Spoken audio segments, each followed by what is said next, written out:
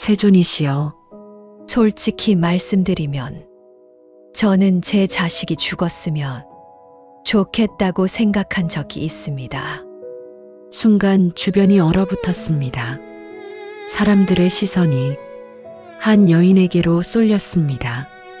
야위고 마른 얼굴, 잠을 이루지 못한 듯 깊게 패인 눈과 그 여인은 부처님 앞에 무릎을 꿇고 온몸을 떨며 말을 이었습니다. 물론 정말로 죽기를 바란 것은 아닙니다. 그런데 이 아이 때문에 제 인생이 망가졌다고 느껴질 때면 차라리 없었으면 하는 생각이 순간 스쳐 지나가곤 합니다. 그 생각이 들었다는 사실이 너무 무서워서 제가 괴물처럼 느껴집니다. 주변에서 웅성거림이 올라왔습니다. 어떻게 저런 말을 하는 눈빛들이 여인을 향했습니다. 그러나 가까이에서 보면 그 얼굴에는 잔인함보다는 지치고 무너진 절망과 깊은 죄책감만이 서려 있었습니다. 그때 옆에 앉아있던 한 중년 남자가 고개를 떨군 채 조용히 입을 열었습니다. 세존이시여, 저도 비슷한 마음으로 괴로워하고 있습니다. 아들이 제 말을 전혀 듣지 않고 결국 집을 나가버렸습니다. 제가 그 아이를 진정 사랑했다고 할 수 있을까요? 아니면 제 뜻대로 살게 만들고 싶어 했던 집착이었을까요? 기원정사 안이 숨소리조차 죽은 듯 조용해졌습니다. 부처님의 시선이 두 사람을 차례로 스치고 지나갔습니다. 잠시 고요가 흐른 뒤 부처님께서는 부모와 자식, 사랑과 집착에 대한 깊은 말씀을 시작하셨습니다. 어느 날 부처님께서 제자들과 함께 숲길을 걷고 계셨습니다. 한 제자가 앞으로 나와 여쭈었습니다. 세존이시여, 어떻게 하면 집착을 버릴 수 있겠습니까? 특히 자식에 대한 집착을 어떻게 내려놓을 수 있겠습니까? 부처님께서는 걸음을 멈추시고 길가에 서 있는 나무 하나를 가리키셨습니다. 저 나무를 보아라. 나무는 꽃을 피우고 열매를 맺는다. 열매가 익으면 땅으로 떨어진다. 그때 나무는 열매를 붙잡지 않는다. 제자들이 조용히 나무를 바라보았습니다. 떨어진 열매가 다시 나무가 될지, 새의 먹이가 될지, 썩어 거름이 될지 나무는 간섭하지 않는다. 그저 자연의 이치를 따라 보아줄 뿐이다. 제자가 다시 여쭈었습니다. 그렇다면 우리도 자식을 그렇게 아무렇지도 않게 보내야 하겠습니까? 부처님께서는 부드럽게 고개를 저으셨습니다. 그러하지는 않다. 나무는 열매가 맺힐 때까지 햇빛을 모으고 비를 머금고 뿌리로 영양을 올려 정성을 다한다. 부모도 그러해야 한다. 다만 열매가 결국 나무의 소유가 아니듯 자식도 결국 부모의 소유가 아님을 알아야 한다. 그때 옆길에서 한 노인이 다가와 부처님께 깊이 절을 올렸습니다. 세존이시여, 저는 평생 농사를 지어온 농부입니다. 씨를 뿌리고 물을 주고 잡초를 뽑으며 할 수 있는 정성은 다 쏟았습니다. 하지만 비가 올지, 가뭄이 들지, 태풍이 불지는 제 손에 달린 일이 아니었습니다. 그래서 저는 이렇게 여기며 살아왔습니다. 할 수 있는 데까지는 최선을 다하고 그 다음은 하늘에 맡긴다. 자식도 그런 것이 아니겠습니까? 부처님께서 잔잔한 미소를 지으시며 말씀하셨습니다. 그렇다, 노인이여. 농부는 씨앗을 심고 가꾸지만 그 씨앗이 언제, 어떻게 자랄지는 씨앗의 업과 인연에 달려 있다. 부모 역시 그러하다. 부모는 사랑으로 자식을 키우되 그 자식이 어떤 길을 걸어갈지는 그 자식의 업과 인연에 맡겨야 한다. 농부가 씨앗을 내 것이라 여기고 또 붙들고 있지 않듯 부모 역시 자식을 소유물로 여기지 말라. 다만 인연 따라 잠시 함께 머무를 뿐이다. 부처님께서는 주변 제자들을 한 바퀴 둘러보시며 말씀을 이어가셨습니다. 어머니가 자식을 사랑하는 그 마음으로 모든 중생을 대하라. 아버지가 자식을 지키는 그 마음으로 세상을 돌보라. 그러나 그 누구도 내 것이라 여기지 말라. 우리는 모두 잠시 인연 따라 만난 여행자들이다. 함께 있을 때는 최선을 다해 사랑하고 떠날 때는 축복하며 보내라. 그것이 집착을 벗어난 참된 사랑이다. 다시 기원정사 설법 자리로 돌아와서 앞서 울부짖던 여인이 눈물을 닦지 못한 채 말했습니다. 세존이시여, 가끔은 제 자식이 정말로 미워집니다. 잘 되라고 하는 말인데 왜 저렇게 말을 안 듣는지 모르겠습니다. 사랑하는데 왜 이렇게 고통스럽습니까? 부처님께서는 제자 아난다를 향해 눈길을 돌리셨습니다. 아난다여, 부모와 자식의 인연을 너는 어떻게 보느냐? 세존이시여, 저는 부모는 자식을 사랑하고 자식은 부모를 공경하는 것이 마땅하다고 배워왔습니다. 그러나 많은 이들이 자식을 키우며 큰 괴로움에 빠져 있습니다. 입으로는 사랑한다고 말하면서도 왜 그토록 괴로운지 저는 그 이유를 명확히 알지 못하겠습니다. 부처님께서 조용히 고개를 끄덕이셨습니다. 아난다야, 세상 부모들이 자식을 사랑한다 하면서도 괴로움에 빠지는 까닭은 대부분 사랑과 집착을 구분하지 못하기 때문이다. 사랑은 상대의 행복을 바라보며 내 마음을 내려놓는 것이고, 집착은 내 뜻을 이루기 위해 상대를 붙잡는 것이다. 입으로는 너를 위해서야라고 말하지만 마음 깊은 곳에서는 내가 원하는 너만 기다리고 있다면 그것은 사랑이 아니라 집착이다.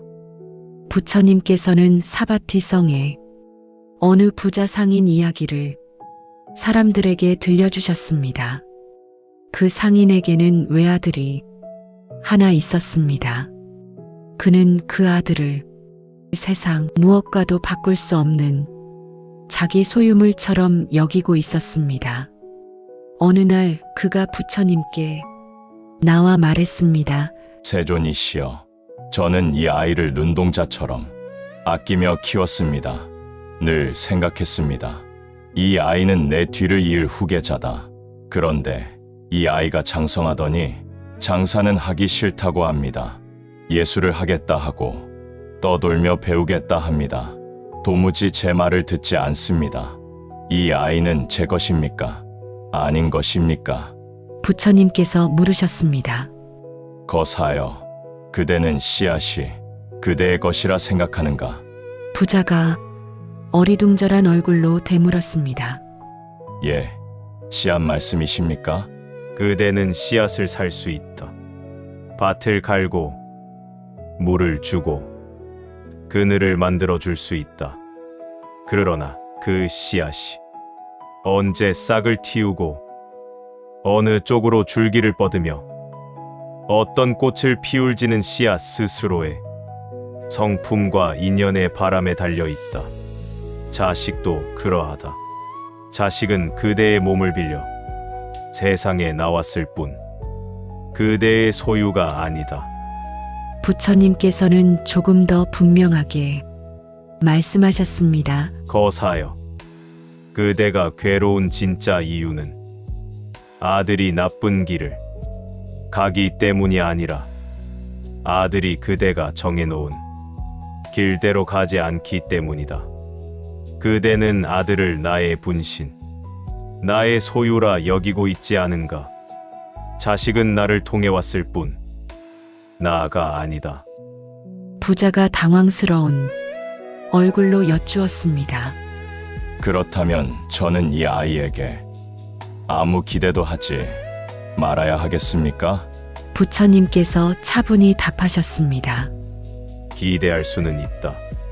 그러나 그 기대를 사랑의 이름으로 포장하여 강요할 때 그대와 아이 모두가 괴로움을 겪게 된다.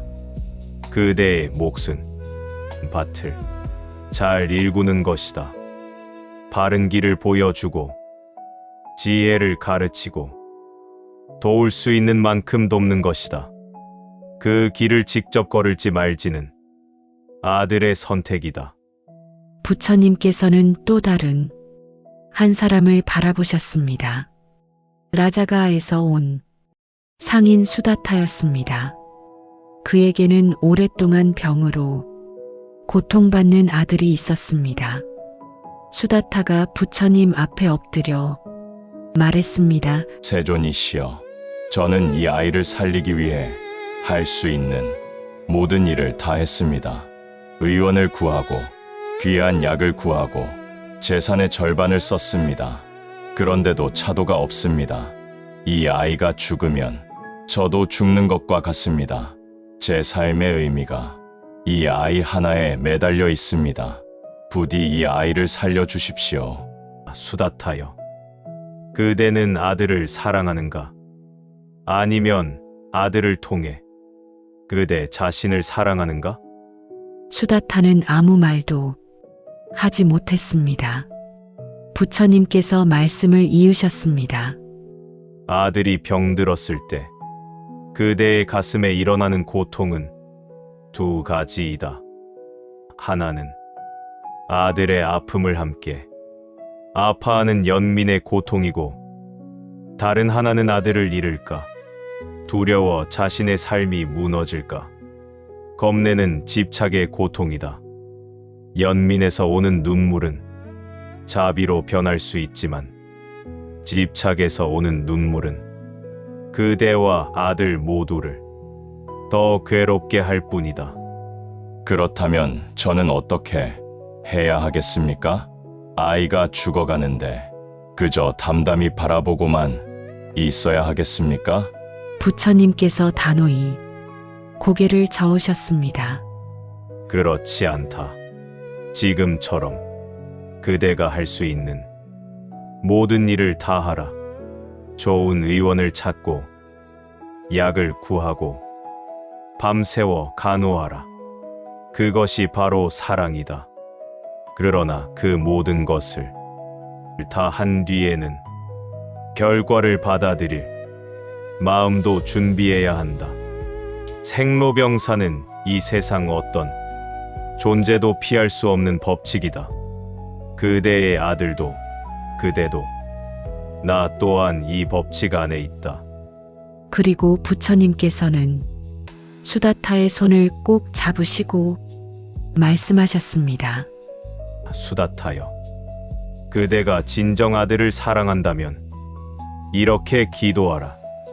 이 아이가 고통 없이 편안하기를, 이 아이가 두려움 없이 평화롭기를, 이 아이가 어디에 있든 행복하기를. 그리고 이 말을 덧붙이라. 이 아이가 이 생에 머물든 다음 생으로 가든 이 아이에게 가장 좋은 길로 가게 하소서. 수다타가 흐느끼며 말했습니다. 세존이시여, 저는 아들을 붙잡는 법만 배웠지 보내는 법은 배운 적이 없습니다. 그 누구도 처음부터 알고 태어나지는 않는다. 그러나 보내는 법을 배우지 않으면 진정으로 함께 있는 법도 배울 수 없다. 붙잡으려 할수록 서로가 상처 입고 놓아 줄수록 서로가 자유로워진다. 수다타여, 아들의 병이 낫든 낫지 않든 그대는 이미 좋은 아버지였다. 그 사실을 잊지 말라. 이후 수다타는 할 수 있는 최선을 다해 아들을 간호했습니다. 시간이 흐르면서 아들은 서서히 회복되어 갔습니다. 수다타는 조용히 고백했습니다. 아들이 나아서 기쁘지만 사실 그보다 먼저 아들을 보내는 법을 조금이나마 알게 되었을 때 제 마음이 더 가벼워졌습니다. 이제 저는 아들이 곁에 있어도 감사하고 언젠가 떠나도 축복하며 보낼 수 있을 것 같습니다. 또한 아버지가 부처님 앞에 엎드려 울었습니다. 세존이시여, 제 아들이 제 돈으로 장사를 하다가 모든 재산을 잃었습니다. 저는 분노에 휩싸여 그 아이를 집에서 쫓아버렸습니다. 지금은 걱정과 후회로 잠을 이루지 못합니다. 아들을 용서해야 하겠습니까? 아니면 엄하게 벌해야 하겠습니까? 거사여, 지금 그대의 가슴에는 두 가지 불길이 타오르고 있다. 하나는 아들에 대한 걱정이고 다른 하나는 자신의 선택에 대한 자책이다. 이 두 불길이 섞이면 큰 분노가 되고 각각을 분명히 보면 지혜로 바뀔 수 있다. 저는 이 아이를 많이 믿었습니다. 그래서 큰 돈을 맡겼습니다. 그런데 그 믿음이 집안을 무너뜨렸습니다. 이 실패를 어떻게 보아야 하겠습니까? 부처님께서 조용히 답하셨습니다. 거사여, 연꽃이 지늘 없이 피어나겠느냐? 사람이 실수와 실패 없이 지혜를 얻을 수 있겠느냐? 실수와 실패는 인간이라는 증거이며 지혜의 씨앗이다. 문제는 실패했다는 사실이 아니라 그 실패를 어떻게 다루느냐이다. 그렇다면 저는 아들을 어떻게 대해야 하겠습니까? 다시는 그런 일을 못하게 엄하게 막아야 하겠습니까? 아니면 그냥 다 덮고 안아주어야 하겠습니까? 아들을 실수해서 내어놓으려 하지 말고 실수를 통해 배우게 하라. 그대가 할 일은 이것이다. 왜 그랬느냐? 꾸짖기보다는 이번 일에서 무엇을 배웠는지 물어라.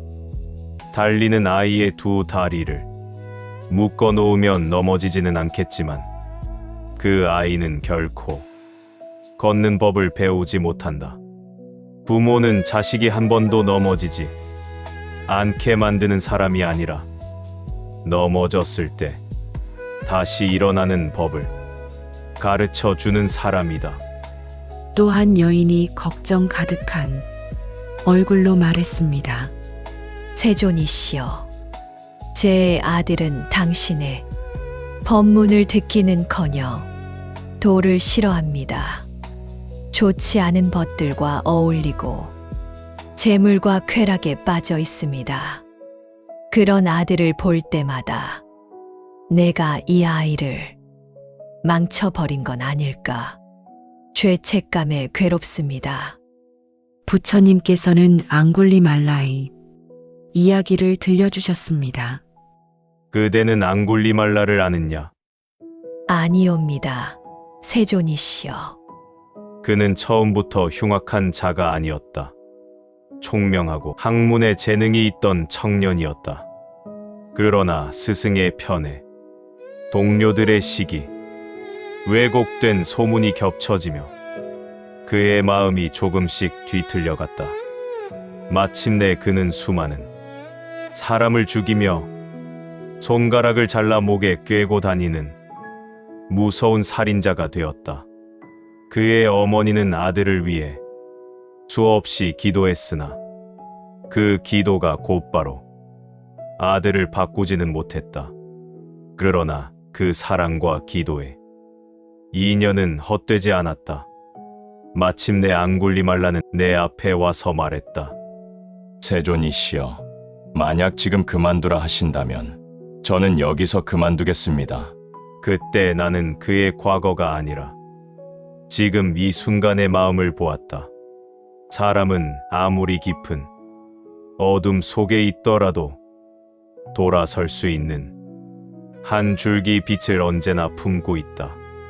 부모의 사랑과 기도도 언젠가 그 빛을 깨우는 인연이 된다. 그리고 그 여인을 향해 부처님께서 말씀하셨습니다. 그대가 할 일은 아들을 대신 살아주는 것이 아니다. 아들이 언젠가 되돌아보고 싶어졌을 때 돌아올 수 있는 길을 막지 않는 것이다.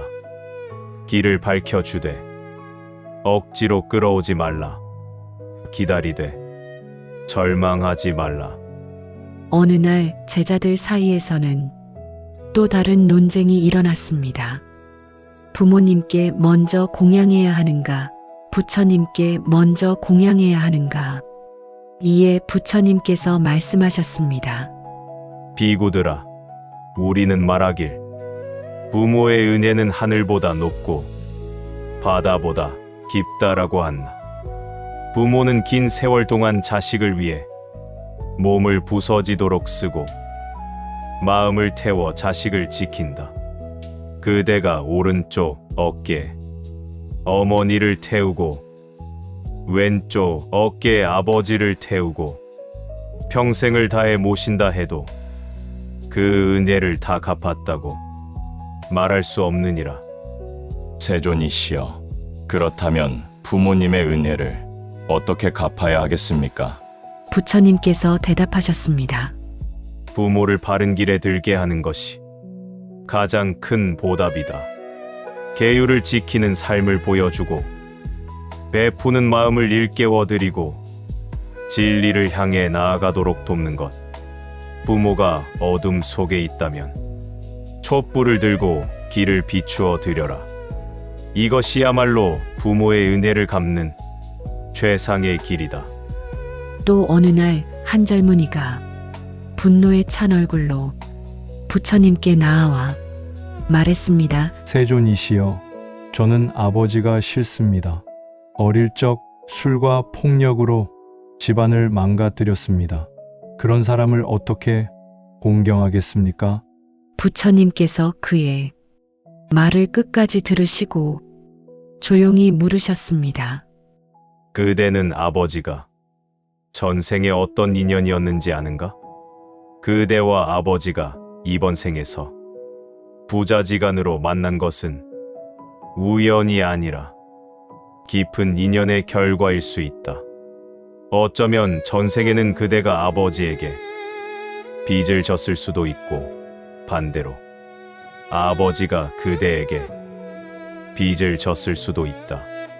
이번 생에서는 그 인연이 고통과 갈등의 모양으로 드러났을 뿐이다. 그렇다고 해도 저는 너무 힘듭니다. 그냥 참고 살라는 말씀이십니까? 참기만 한다고 모든 것이 해결되지는 않는다. 그러나 미움으로만 그대를 가득 채우면 그대 역시 아버지와 같은 고통의 길을 걷게 되리라. 그러니 이렇게 하라. 미워하되 닮지는 말라. 그대를 괴롭게 했던 모습은 마땅히 끈되 그럼에도 그대에게 생명을 주고 먹이고 이 빈 인연은 마음 한켠에 기억해 두어라. 부모를 무조건 미워할 필요도 없고 무조건 저주할 필요도 없다. 있는 그대로 보고 그 안에서 지혜를 취하라. 악한 인연은 끊고 선한 인연은 있는 것. 그것이 그대가 할 일이다. 또 다른 자리에서 한 늙은 어머니가 부처님 앞에서 눈물을 흘렸습니다. 세존이시여, 저는 아들을 위해 모든 것을 바쳤습니다. 좋은 것만 먹이고 남들보다 나은 옷을 입히고 하고 싶은 것은 최대한 시켜주었습니다. 그런데 제가 늙어 힘이 빠지자 아들은 저를 성가시 짐처럼 대합니다. 제 사랑이 잘못된 것이었습니까? 부처님께서 그 노모의 손을 가만히 잡으셨습니다. 어머니여, 그대의 사랑이 잘못된 것은 아니다. 다만 세상 모든 인연에는 때가 있고 사랑에도 모양을 바꿔야 할 때가 있다. 봄에는 씨를 뿌리고 여름에는 물을 주고 가을에는 열매를 거두고 겨울에는 조용히 쉬고 머문다.